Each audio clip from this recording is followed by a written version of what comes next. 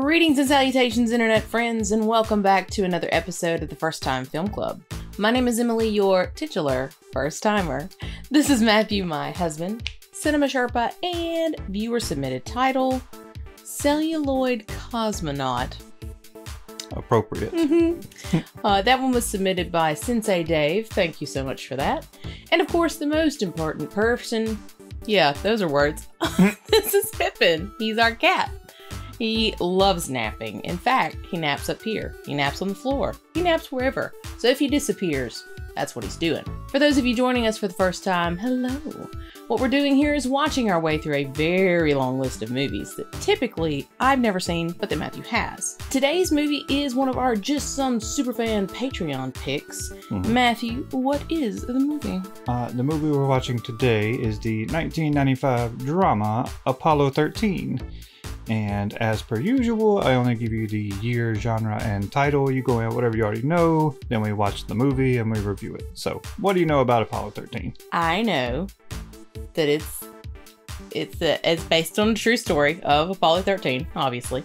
I know it has Tom Hanks in it. I also know that this is one of those movies that I'm actually especially disappointed in myself for not having seen yet. Yes. Want to tell people why? I've worked with Fred Hayes, so that's on me. That's my bad. So yeah, I'll talk more about that afterwards when we get into our review. But yeah, so I'm a failure. That's what I know. Alrighty then. The only other two things I have. One thing I wanted to mention is our super Patreon fan picked this one because it is coinciding with the recent NASA launch of the Artemis 1 mission, which is awesome because if successful, it's going to be the first step to putting people back on the moon, which is great. And the other thing is, you may see me with my phone in my hand during the movie. That's because I'm taking notes on things to talk about afterwards. And all that being said, I'm ready to watch. Let's blast off. Let's do it. Oh, Ron Howard. Okay. Oh, we're just making a month of him, it seems. After that sudden and horrible fire killed American astronauts Gus Grissom, Ed White, and Roger Chapman. A mere 18 months after the tragedy of Apollo 1, the entire world watched in awe as Neil Armstrong and Buzz Aldrin landed on the moon. Now, the important thing when you're penetrating the lunar module is your attitude. Oh, it's Kevin. Mr. Bacon, if you're nasty. Is that true? Absolutely. And Bill Paxton. Twister? Yeah. Okay. And Tombstone. And Aliens. And a whole list of movies. You know, my cousin called. Asked who we bribed to get on Jim Lovell's crew. Yeah. I just told him they wanted to make sure he got the best. He's Lieutenant Dan, but what's his actual name? Gary Sinise. That, okay. Hey, kids! Over there on the stairs like the Von Trapps. Get over here. Armstrong is on the moon. Neil Armstrong, 38-year-old American, standing on the surface of the moon. That's one small step for man, one giant leap for mankind. I'm not gonna cry this early on in the movie. It's just fine. You're drunk, Level. Yeah, but I'm using the champagne. I can't deal with cleaning up. Let's sell the house. Reasonable. From now on, we live in a world where man has walked on the moon. It's not a miracle. We just decided to go. Apollo 8, we were so close. You see where the shadow crosses the white area there? That's the Sea of Tranquility. And your mountain's right there on the edge of that. Your mountain, Maryland, Mountain Maryland. When are you going up again, Jim? I'm slated to be the commander of Apollo 14 sometime late next year. If there is an Apollo 14. Okay, Dick. Jim, can I have a minute? Something's come up. You are not wearing that out in this neighborhood. That's the end of it. Al Shepard's ear infection has flared up. We've all been bumped up to the prime crew of Apollo 13. Dad, can I please wear this? Sure. Jim. No! You tricked me! He has other things on his mind. Sure. I'm gonna walk on the moon, Marilyn. Naturally, it's 13. Why 13? It comes after 12, huh? That's how numbers work. It's the damnedest thing. Apollo 13, backup crew, you're up in the simulator. Nice job, Jim. That's 3 hours of boredom followed by 7 seconds of sheer terror. Good shape over here. Hey, we got a problem.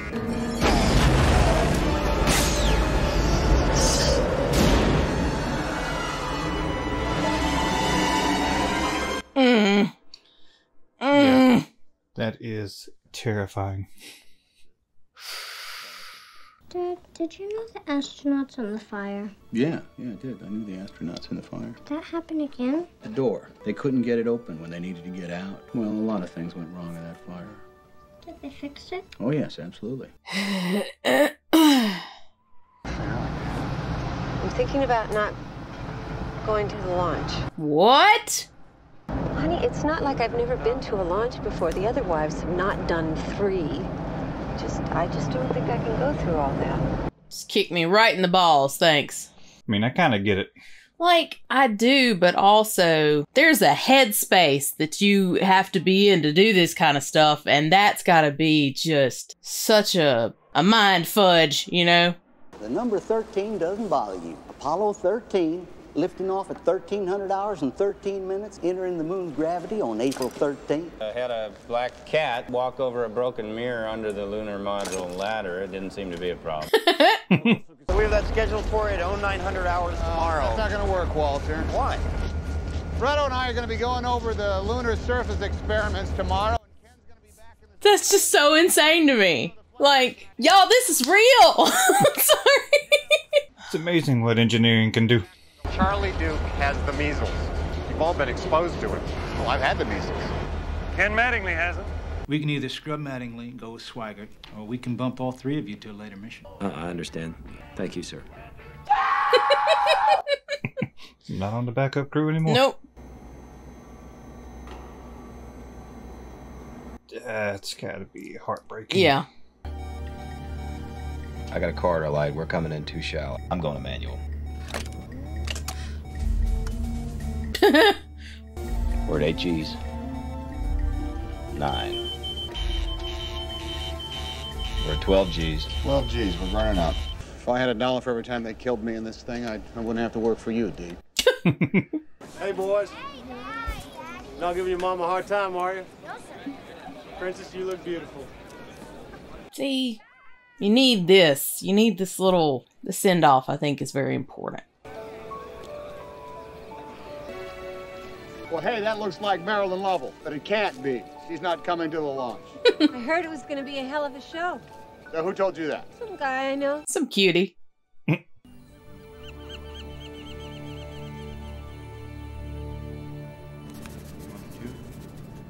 Oh. I'm sorry, is that sandpaper? Oh, that's just awful. You can't just shave him? You gotta sand him? Good Lord. I'm not sure what the procedure is, but I'm sure it's necessary. Maybe that's to inhibit hair growth, like, so that it doesn't push the... I don't know. Or maybe they're just mean as hell. Just a bunch of sadists working at NASA. Hello. Oh, hi, Pippin.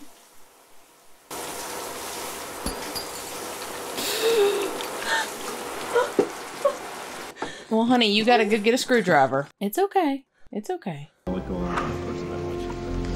Say what? Spit your gum out. Oh, sorry.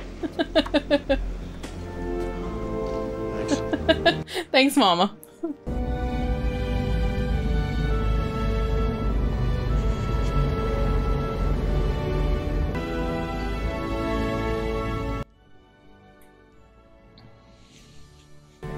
This is for Jean. Mrs. Krantz has pulled out the old needle and thread again. The last one looked like you bought it off a gypsy. Oh! Is that Vigo? No. Who is that? Oh.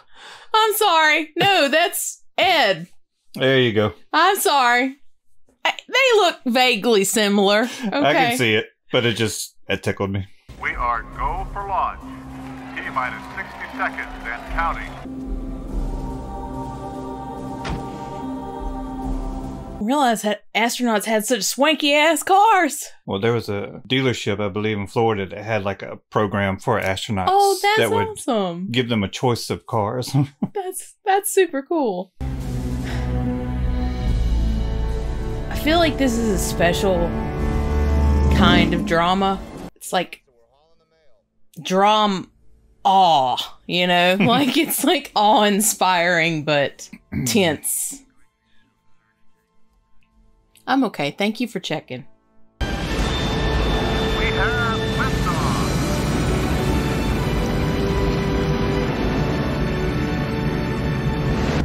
Get ready for a little jolt, fellas. This is just a little jolt. That was some little joke.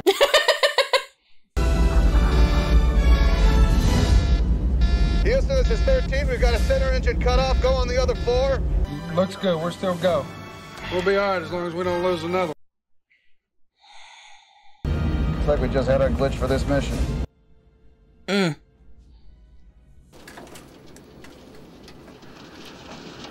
Oh, there it is.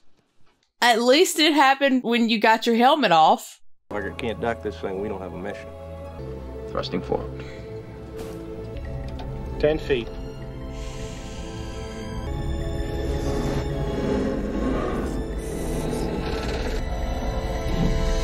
Capture.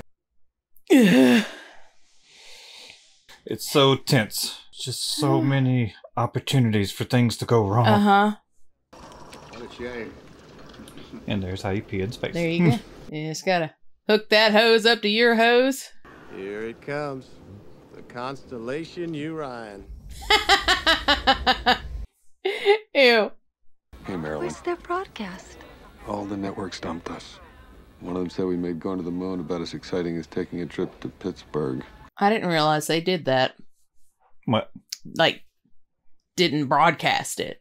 I think this is at the point where they were starting to see NASA as being too expensive, and like they said, the flight was getting routine, like it's lost its luster. Sorry. We made it to the moon. We're done, obviously, with space. The skin of the limb in some places is only as thick as a couple of layers of tin foil, and that's all that protects us from the vacuum of space. Well, I don't like that. Why would you say that?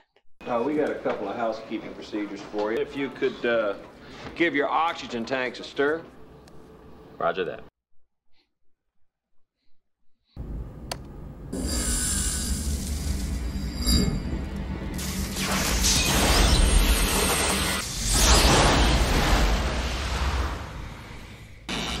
Hey, we've got a problem here. What did you do? This is Houston.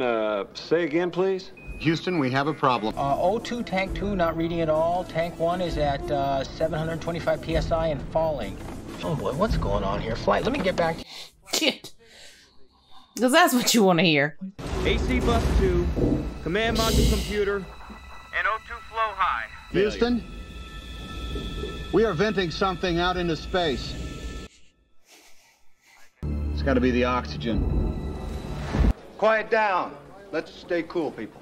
I want everybody to alert your support teams. Wake up anybody you need, get them in here. Let's work the problem, people.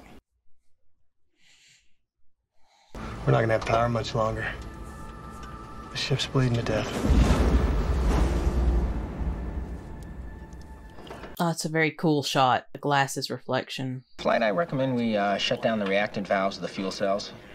You close them, you can't open them again. You can't land on the moon with one healthy fuel cell. The Odyssey is dying. From my chair here, this is the last option. Shutting down the fuel cells. Did I hear you right? We think that closing the react valves may stop the leak. Did he copy that? Do you copy, Jim? It's just taking a minute to process. We just lost the moon.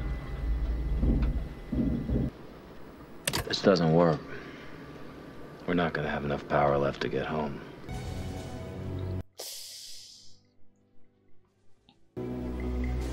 Shit. We're moving the astronauts over to the LEM. We gotta get some oxygen up there. Lunar module just became a lifeboat. How much time? Can you give me a number? Well, we're looking at less than 15 minutes of life support in the Odyssey. Okay, no pressure. I'm gonna need your gimbal angles, Jack, before you shut down the computer. Okay, Jim. Houston, our computer is up. Roger that. Stand by, Fred. Just doing complex math while floating around in a death machine. That's my nightmare. 3 million fewer viewers watched the space shot than did the last one. Colonel Borman is here. At ABC News. Houston, wait. And you're down to about 5 minutes now, Dad. Our RCS isn't up here yet. We have no attitude control on Aquarius. Hey, we're all out of whack. It's like flying with a dead elephant on our back.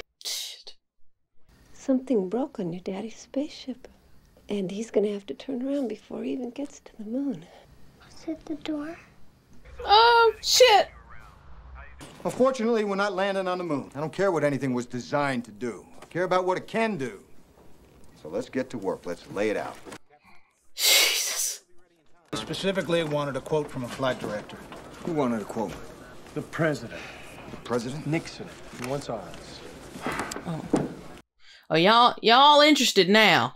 Couldn't be bothered to broadcast, but now that it's a sensation, everybody's on board. Okay. You want to look? That's gotta be just gut-wrenching. So close, so far.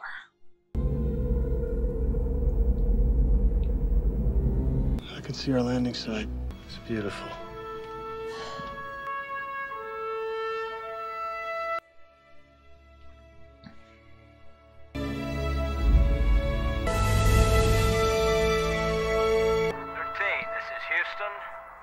Telemetry? Oof. You can only give our guys 45 hours. Brings them to about there. Gentlemen, that's not acceptable. Power is everything. We got to get them down to 12 amps. You can't run a vacuum cleaner on 12 amps, John. I want people in our simulators, working re-entry scenarios. I want this mark all the way back to Earth with time to spare. Failure is not an option. Ken? What? Good, you're not dead. Good, you're not dead. We have a situation brewing with the carbon dioxide. We had a CO2 filter problem on the lunar module. Of course we do. What about the scrubbers on the command module? They take square cartridges. The ones on the limb are round. Well, I suggest you gentlemen invent a way to put a square peg in a round hole. I was just gonna say, just put it and then duct tape it. It'll be fine. We gotta find a way to make this fit into the hole for this. Using nothing but that. Okay, let's build a filter. Better get some coffee going, too. Get some coffee going.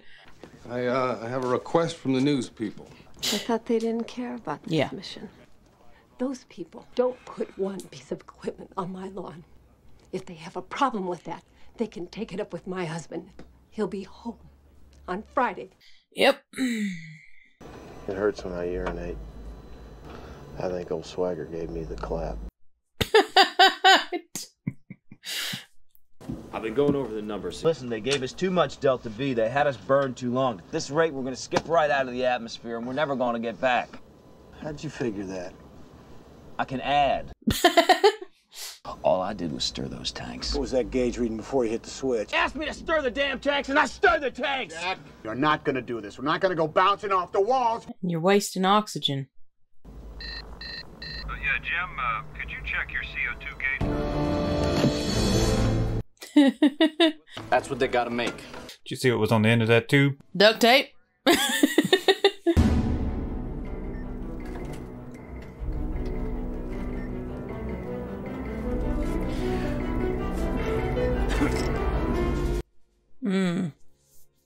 Houston, filters in place. Roger, 13. I can hear air moving. Like, I know how this ends, but it's still just like, oh, God. Houston, the CO2 level has dropped to 9, and it is still falling. Yes. You give them boys pay raise. They just redneck engineered a CO2 scrubber. Hi, Grandma. I was going to see Jimmy. There's been an accident. Jimmy's okay, but he's not going to get to walk on the moon. But now they're just going to try to figure out a way to get them home. And it's a little bit dangerous. Are you scared? Don't you worry, honey. If they could get a washing machine to fly, my Jimmy could land it. Tell them they have to sleep.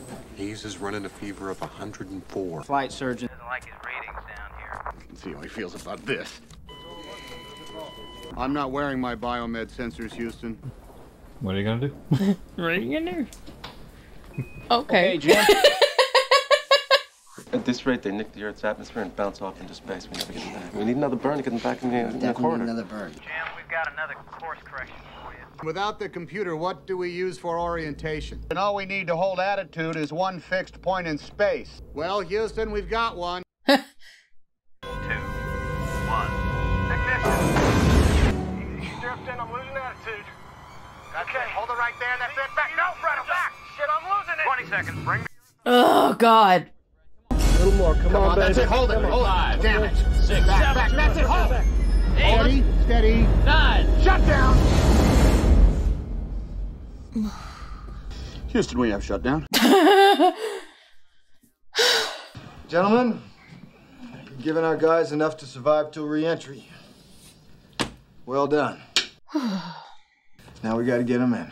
Tell me about the power-up procedures. They're gonna need all these systems, John. We do not have the power. I'm gonna go back and reorganize the sequencing again and find more power. I don't know where the hell we're gonna find it.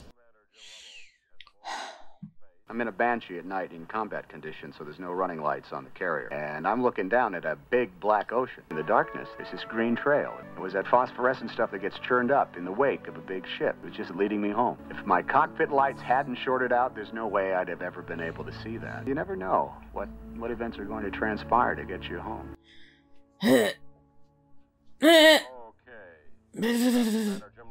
Jim, we're going to get that power-up procedure to you. Ken Mattingly's in the simulator right now. Reverse the flow and see if we can draw these 4 amps from the LEM batteries before we cut it loose. Ken, Go ahead. is your computer on now? Up and running. How do we look? I think we got it, buddy. Blanche, these nice young men are going to watch the television with you. This is Neil Armstrong, and this is Buzz Aldrin. All right. It's nice young men. Are you boys in the space program? A little bit, yes. You could say that. Close main bus B. Now, Ken, there's an awful lot of condensation on these panels. What's the word on these things shorting out? We'll just take that one at a time, Jack. Wipe them down with your socks, baby. Flight, we're still shallowing up a bit in the re-entry corridor. It's almost like they're underway. We didn't land on the moon. Rocks. That's a firm. Well, you gotta get the weight right. We were expecting you to be toting a couple 100 pounds of moon rocks. Right. Right. Sequential logic. 2 on. CMRCS pressure on. No. Okay, Jack, we're ready to see if the computer will accept uplink to the re-entry data now.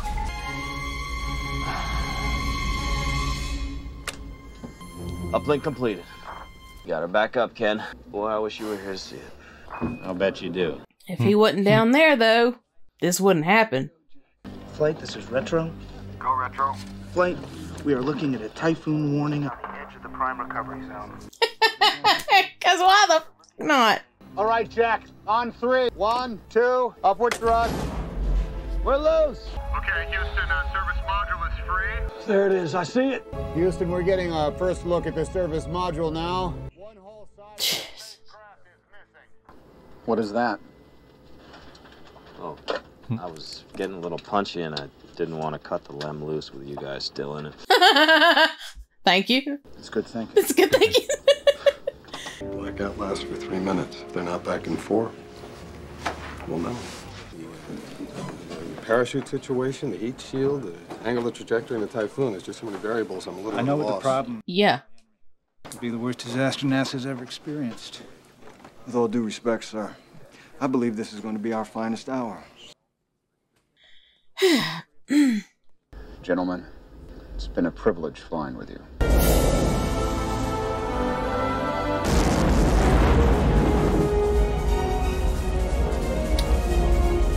Jesus. That's 4 minutes. Standing by. Odyssey, Houston, do you read?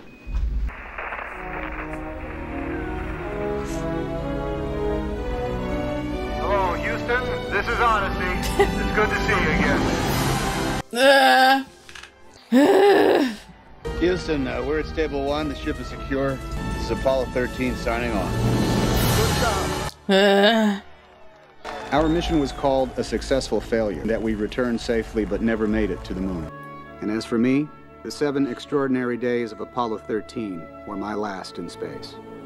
I sometimes catch myself looking up at the moon and wonder, when will we be going back, and who will that be?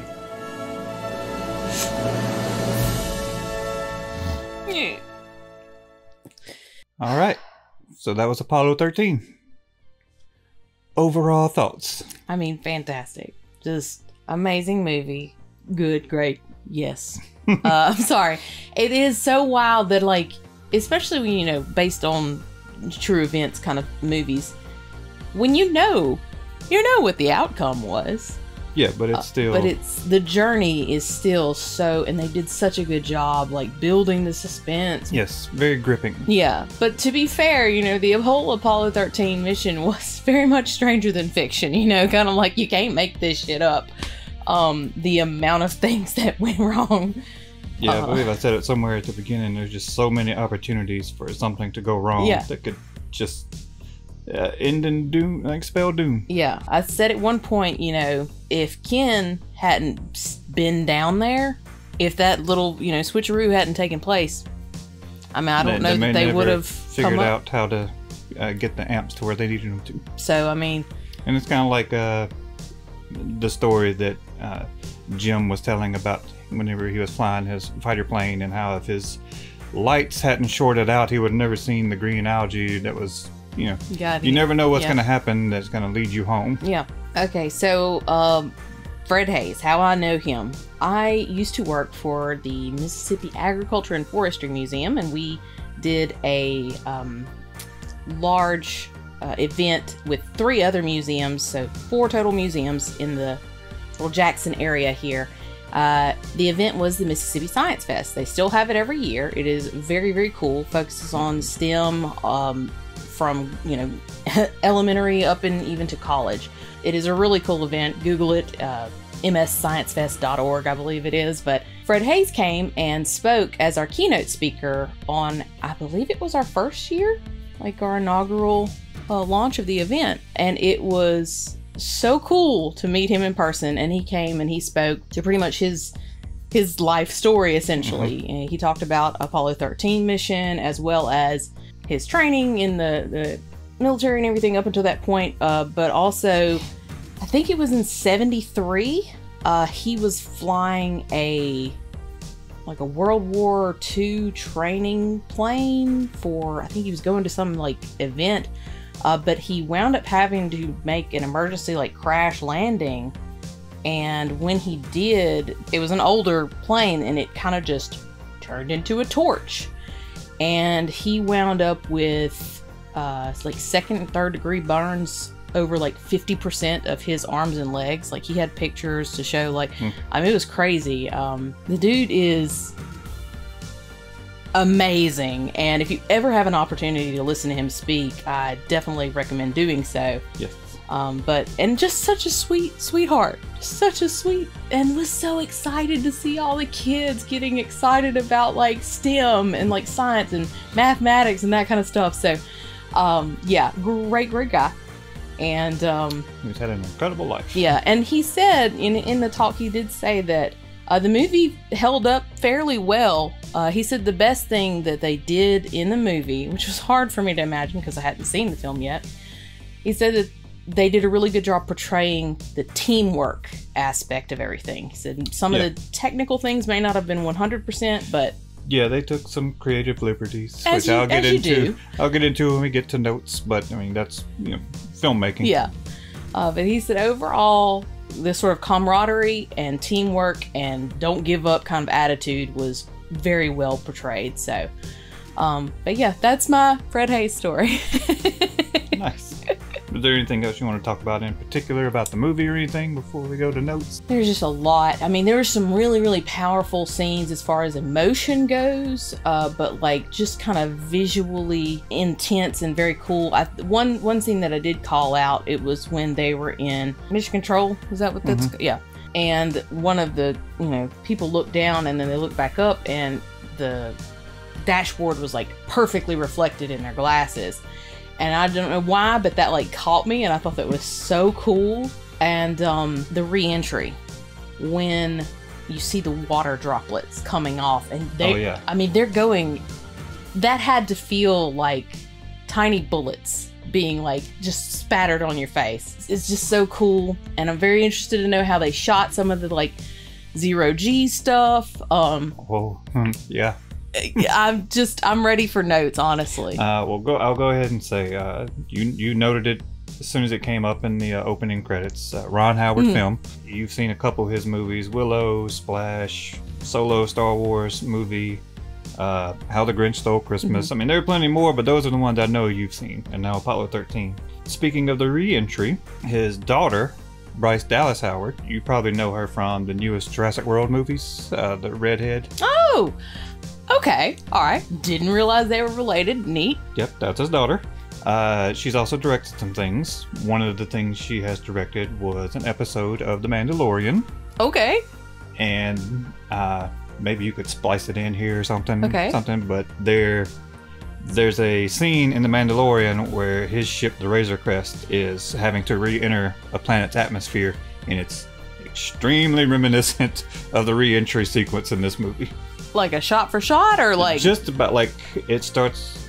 Just about a shot for shot. Okay. Because they use the same angle, same camera angle of the overhead shot of the ship going to Earth, and then an undershot of when the heat starts hitting the ship, and then an interior shot of the condensation like falling down. Okay. All right. I'll definitely put something in somewhere. It is extremely reminiscent of this. It's an homage to this. I love that. That's so cool. Also, speaking of Ron Howard, I don't know if this has changed since this, but last I read, this is his favorite of his own movies.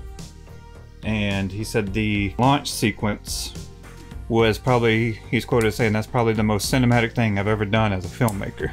And I agree, because it's one of my favorite sequences, maybe my favorite sequence of the whole movie. From the beginning, where it's the morning of the launch and it shows the rocket on the launch pad in silhouette with the sun, it's beautiful. You said you were interested in how they filmed some of the like zero-G, the low gravity sequences. They pretty much did it for real in a sense. Did take one in planes? Yeah. Ron Howard, he was trying to figure out how to do those sequences, and he talked to Steven Spielberg. And Spielberg was one that suggested that he try to get permission from NASA to use, they have a plane, a KC-135, which is they used for training astronauts in weightlessness. It basically does these parabolic arcs. It'll climb up to about 38,000 feet and then just nosedive down to 15,000 feet. And that gives about 20 to 23 seconds of weightlessness. God. So they did a total of, I think, 600 to 615 total dives over 12 days. And it ended up giving them about just under an hour worth of footage. All right. So that plane also has a nickname. It's called the Vomit Comet. I was just going to say, I was like, I wonder, was the shot of Fred puking, was that no, that wasn't real. Actually, Tom Hanks, Kevin Bacon, and Bill Paxton proudly say that they did not get sick on the vomit. Oh, okay. Well, congratulations. Some of the film crew were not so fortunate. So that was a thing that happened. I can only imagine I would be hurling myself just dead, just damn near dead. It was shortly after this movie that the Vomit Comet was decommissioned and retired, and I'm pretty sure this was the only movie that actually ever used it for filming. I swear I've heard somebody else talk about you. You know what? May have been Fred Hayes. He may have been referencing this movie. Sorry, go on. For some of the other sequences where it had to look like they were weightless, they use like a seesaw device. Okay. So they're just either from the midsection up, and they're kind of moving up and down stuff. They may have been on that device. Gotcha. Okay. Okay. The real Jim Lovell, he said that he thought that Kevin Costner looked a little bit like him, but he wasn't cast. They cast, obviously Tom Hanks. But whenever Tom Hanks was cast, Jim sent him letters basically saying, "Welcome to Apollo 13." Oh. So that was cool. Oh, sweet. And on the commentary to this, Jim's wife, Marilyn, she said that Tom Hanks was like perfectly captured his mannerisms and everything. And Jim said the only real difference between us was he curses in the movie and I don't. Jim Lovell was in the movie, the real one. Oh, okay. And some of his picture that he had taken from his Apollo 8 mission, like there's a shot where there's the moon like outside the window. Mm-hmm. That's a shot he took from his Apollo 8 mission. He was the captain of the ship that was shaking hands with Tom Hanks, welcoming him back to Earth. Oh, very cool. He actually was a captain in the military, mm-hmm. and Ron Howard tried to, in the movie, promote him to admiral. Oh, no. No. Yeah, but he wore his captain's uniform, and he said, I retired a captain, so a captain I'll be. Yeah. Yeah, so that's almost, we were talking earlier about taking creative liberties Mm-hmm. with the movie. That's almost one, but, you know, the real Jim, it's like, no. nah. But there were others, like, I mean, the most famous line whenever you think of a movie, Apollo 13, is Houston, we have a problem. Mm-hmm. That wasn't exactly how it was said. They did get the part where Swaggart said it first, but it was kind of like garbled, mm-hmm. and they couldn't hear. And what he actually said was, Houston, we have had a problem. Okay. And then that part was garbled. They couldn't really understand it, so they asked him to repeat, and that's when Jim Lovell said, Houston, we have had a problem. But Ron Howard wanted to change it to we have a problem, because we've had a problem makes it seem like past tense. Yeah. Like we had a problem and now it's over. Yeah, like it's not, this is fine now. It's dealt with. Another one was Gene Kranz, Ed Mm-hmm. Harris. Whenever he is talking to his crew, and his ending line is failure is not an option. Mm-hmm. He never said that, but the real Gene Kranz liked the line so much that he used that as the title of his autobiography whenever he wrote it. So, okay. I mean, that's smart though. Oh, another instance where they took a little creative liberty, just I guess to create a little more drama, was they kind of portrayed Swaggart as green. Yeah, because they did say rookie a couple times. It's like, Yeah. it's not a rookie. He was just on the backup team. Yeah, but Jim Lovell said in an interview that Swaggart was the one that actually wrote the malfunction procedures for the module, so he was more than capable of piloting it. Yeah. Another one was the argument between Fred Hayes and Swaggart. Mm-hmm. Whenever he was asking, what did the gauges read before you stirred the oxygen?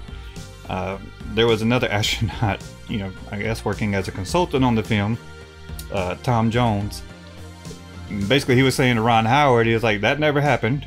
That never would happen between two astronauts. He was like, but Ron Howard was joking around. He's like, I mean, I get that, but I'm trying to portray a very tense moment, and there's only so many times you can show a shot of somebody's sweaty forehead before it loses its effect.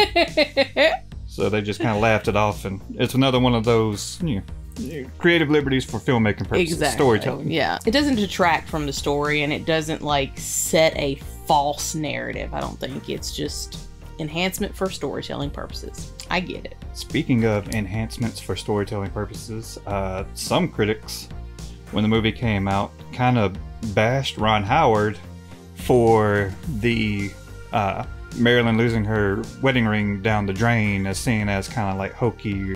But Marilyn said in an interview that really did happen. She actually did. Oh, shit. That she actually did lose her wedding ring down the drain. So but she got it back. I thought about that for a second. I was like, I wonder if this actually happened. Her losing her ring was like a personal kind of omen, yeah, essentially. So I was like, I wondering if that was like just a story beat, or if that actually occurred. Some of the critics gave him crap for that, saying it was too much and it was too unrealistic. You know what? But, hey, it was, but that's how life works. Hi, welcome to Apollo 13.